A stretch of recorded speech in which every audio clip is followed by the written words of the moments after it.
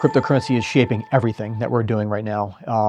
The current market is being shaped in a way where money's moving faster, cheaper, and it's going to be doing a lot for us in a good way, but also in a bad way, where it's complicating things for law enforcement because now we have to adapt a lot faster with AI, obviously behind the scenes doing a lot of this for us. Or if you think of AI bots and things of that nature, it's making things more complex for us. So cryptocurrency is just going to be an added difficulty for us to work through as law enforcement as a foundation for investigations. My name is Matthew Hogan. I'm a detective with the Eastern District Major Crime Squad and part of a working group called Cryptocurrency Working Group. The difference between cryptocurrency and financial crimes is that cryptocurrency is a new vehicle for the money to move. Think of it as a set of rails on a train. So the train tracks have differed a little bit, but the fundamental aspect of investigating is the same. There are two common scams we see. The first one usually starts with a phone call or a text message from someone you've never gotten before, whether it's a DM on Instagram or LinkedIn or another social media platform. And they're usually just propositioning friendship or potentially just speaking about something broad, like, hey, do you want to go to a barbecue or something like that? And those culminate in building a rapport over several weeks or months. And at some point, those turn into relationships potentially or ideas of investment. Those are called pig butchering scams. And those are more complex month-long investments where they wind up draining people's assets of six figures typically. And they're extremely complicated to investigate. And then the second version of those usually starts with, it could be a pop-up window on your desktop or a laptop for a virus. It could be a phone call that you have an arrest warrant when you don't. And they usually make you go to a cryptocurrency kiosk or what's known as a Bitcoin ATM machine. And you have to bring cash to those machines and you transact. The difference with that is you're provided an address by the scammer, which you think is an account number. And you're basically sending your money to them, and then they now control it. If there are some red flags to watch out for, I would say they are if you're getting text messages or phone calls from people you don't know or aren't expecting to get, or getting friends requests, or people reaching out to you with investment advice that you aren't expecting or don't know. Those are huge red flags. If they're contacting you or telling you to move over to WhatsApp, it's an immediate red flag. You should disregard that conversation entirely. If you're having to move money to unknown exchanges that are not well known to you, like an example would be like if you know like Charles Schwab accounts, when those are really well known, or TD Ameritrade or any of these things like that, if they make you move to an exchange you've never heard of before, it's usually a red flag. You should be able to research these pretty easily. Most of them should be registered with the SEC or a CFTC as investment trading platforms in some capacity. So if they aren't there, then likely it's a problem and a red flag as well. There is an idea that cryptocurrency is anonymous. The term would be more pseudo-anonymous. So what that basically means is that cryptocurrency can be traced very easily because it's open sourced. So the difference being between cryptocurrency and traditional financial crime is I have to serve legal process on an institution like, say, Bank of America or another institute with legal processing. Hey, I need the account records to see what happened to that transaction. Whereas with Bitcoin or Ethereum or any of these other cryptocurrencies, it's open source on the blockchain. So I can take your wallet address or account number and plug it in and immediately see what happened with your money. So that's the primary reason I like dealing with them, because it's a lot easier for us to follow and track money. I think what surprises people most is the complexity and the fact that cryptocurrency cases generally are all based overseas. So a lot of the cases we investigate wind up being overseas entities, and a lot of them are involved in transnational organized crime groups based in Southeast Asia. A lot of these are nation-state actors. They could be connected to large scam compounds in Cambodia, Myanmar, Laos. They're moving into the UAE and other places as well, but they are very complex and move money very, very quickly. We work with federal and international partners all the time with these cases because they cross borders almost immediately. So I'm actually a task force officer with the United States Secret Service, and my partner is a task force officer with the FBI. And part of that, having that connection is really important because we've had multiple seizures for our victims using DOJ's asset forfeiture process, which has streamlined a lot of our things that we do. But again, a lot of these cases do cross borders, and we need their federal assistance many times. So some of the tools we need for blockchain intelligence and cryptocurrency investigations are very expensive, but the reason they're expensive is because of the amount of data they're absorbing and what they can understand about the blockchain. So we need to know what these wallets are doing to blockchain as far as who they're interacting with, what they're interacting with. And beyond that, we need to analyze the data. So we're absorbing lots of financial data from whether it's traditional bank accounts or blockchain intelligence, and we need to do forensic accounting on those. And right now, that's time consuming, and it takes a lot of effort for us to go through those manually. Whereas with the advancement of AI and things like that, we can move a lot quicker if we have those tools available to us. So with these investigations, we can go a lot of different ways because of how prolific cryptocurrencies become. Not just nation state actors or transnational organized crime groups are using them. We're seeing obviously local gangs and intelligence using them to move assets. So if you think of the local Bitcoin ATMs especially, many of these charge high fees, much higher than a traditional bank would. And the only people that typically use these machines are victims of scams or what we recognize to be money launderers for narcotics. And the part of that reason is because it makes the transactions pseudo-anonymous. So what we see is a lot of narcotics gangs and just criminals, illicit actors using these cryptocurrency transactions as a method to launder assets. So we do have the opportunity occasionally to have insight into those gangs, but again, we need tools and resources to do those things.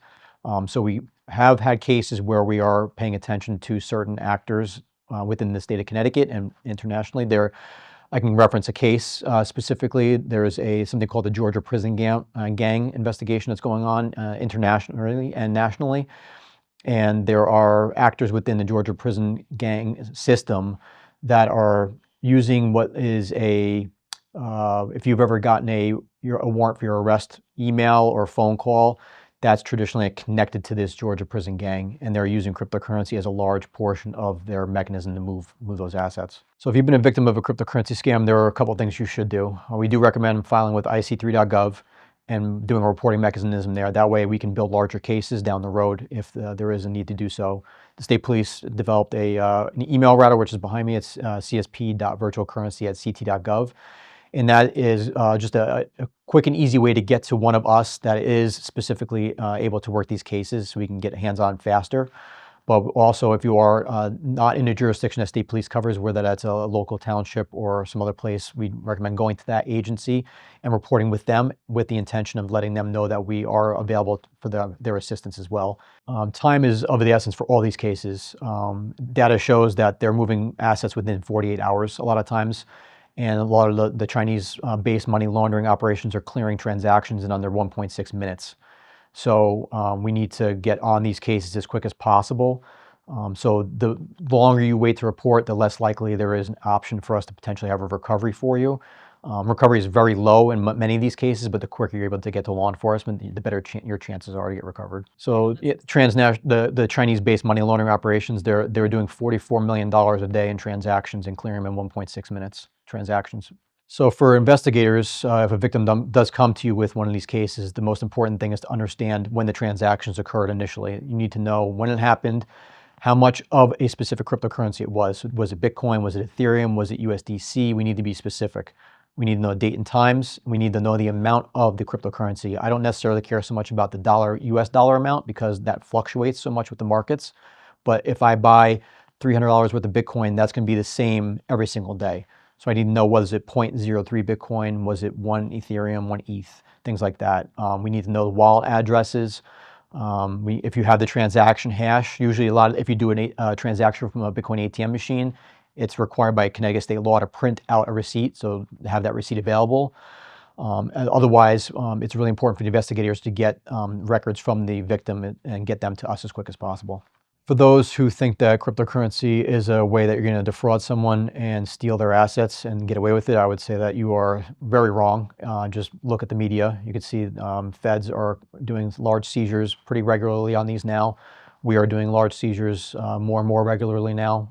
As law enforcement gets their hands on the tools necessary to do this and gets the know-how, we are more rapidly adapting to these and getting quicker with seizures. So in the next 5 to 10 years, if you don't see cryptocurrency in a case, you're not looking. Cryptocurrency is going to be a large part of every single case we are going to be handling as law enforcement, especially if it's a financial crime related case. If you look at any major type of platform, whether it's Venmo, PayPal, Cash App, they're all utilizing cryptocurrency in some capacity right now. And if you look at other trading platforms, they're using the blockchain rails to move assets right now. So within the next 3 to 5 years, you're going to see cryptocurrency in every aspect of crime. For the public to stay knowledgeable about this, I would say you need to educate yourself. I would follow reputable sources, go to known U.S. exchanges that are regulated. A lot of them have foundations that do education for free. I know Coinbase and some of the other large U.S. exchanges offer free YouTube training, for example, Coinbase University. There are other foundations that are out there and free that are in U.S. entities that do training as well for the public, and you can read the white papers and educate yourself there. The one thing I wish the public understood about cryptocurrency and law enforcement is that not everyone understands it. Most local, even our agency, don't really understand the capacity or have an understanding of how it functions. So giving them some grace and understanding that it takes time to understand such a immense technology, and allowing us the opportunity to work with you to try and make your case workable, really, and to connect with you and give us time to work through that case and find the resources you need. Myself and the other detective, in the about 3.5 to 4 years we've been doing this, we've recovered over $6 million for Connecticut victims. We usually handle somewhere in the area of 150 cases per year on top of our normal caseload. And those cases can be coming from our agency directly. They come from federal partners who don't have the capacity at that moment, local, as well as some other agencies that reach out requesting assistance. Working cryptocurrency cases is complex and time consuming, and we certainly need more help with it. So if there are people who have the knowledge and ability and want to come work for the state police with that knowledge and capacity, it would be really helpful to have. One of the biggest cases we've worked a bunch of cases where there have been large dollar losses, some upwards of $6 million losses, and unfortunately those people weren't able to recover anything. But we've had cases recently. The most recent one, we were assisting a local agency, and the person lost 6 figures, and it was several months had passed, but we were able to locate the assets at a particular exchange. And this, working with Department of Justice and the local agency, we're going to be able to recover in the area of just over $1.5 million for the victim, make them whole, hopefully. And we have had other cases that have kind of culminated in the same way. But that's because of partnerships, because of reporting to us in a quick fashion, having the necessary information available, and being able to have the time available to do it. So something important, I guess, to note about the victims themselves: a lot of times they could be in a place where they are emotionally able to express what's happened to them. And a lot of times these people are in an age bracket where they're afraid to lose their ability to take care of their own finances and things like that. We've come across messages within chats that the victim's been having with the scammer where they've said that they're too embarrassed to report this. They've thought about committing suicide. There's a lot of contextual reasons for that. But what people need to realize, I think, a lot of times is that these groups are trained and have a lot of rapport building tactics and scripts already built into their scam profile. So if they're talking to a victim or your family member, that the questions that they're asking, they already have answers to. So we'll wind up getting chats or text messages after the fact, and you'll see a lot of the messages from victims going back and forth with the scammer. So I guess another thing to kind of express to the public is like to give these people a little bit of grace in that they are going through a lot of emotional stress as well as now financial stress. So they need your help more than anything. So walking them carefully through the process and having them go to organizations like AARP especially to help them get through the victimization process especially. And to watch out for third-party scams, because there are a lot of organizations out there that claim to be able to trace and recover assets for you, and that's a lie. The only people they are able to trace effectively and get your assets back for you legally are law enforcement. So there are companies out there that say that they can do this. They can't. They will come at you and they will offer services like that. They're going to charge you for those services, usually upwards of $2,500, if not more, as well as a recovery fee. Those are scam services, and they will function off of Facebook ads a lot of times, or other ads on social media platforms. So just be wary of those as well.